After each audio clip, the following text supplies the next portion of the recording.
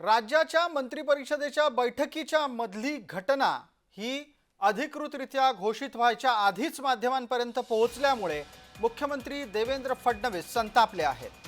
कारभाराची गोपनीयता पाळा, अन्यथा कारवाईला सामोरे जा असा सज्जड दम मुख्यमंत्री फडणवीस यांनी वाचाळ अधिकाऱ्यांना दिलाय।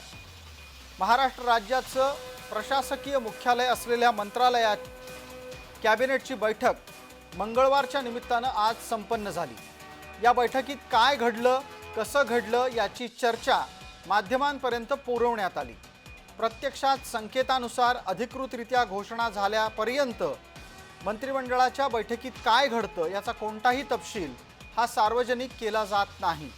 मात्र एका निर्णयाच्या संदर्भातला तपशील सार्वजनिक झाल्यानं मुख्यमंत्री नाराज झाले आहेत।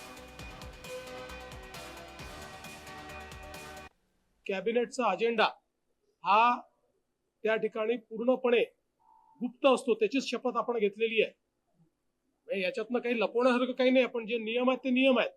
त्याच्यामुळे आपल्याला देखील माझी विनंती आहे की जी माध्यमं कॅबिनेटच्या आधी अशा प्रकारे कॅबिनेटचा अजेंडा सांगतायत, अजेंडा दाखवतायत, कृपया आपल्या टीआरपी करता किंवा आपल्या खपा करता पेपरच्या अशा प्रकारे या ठिकाणी नियम मोडू नका।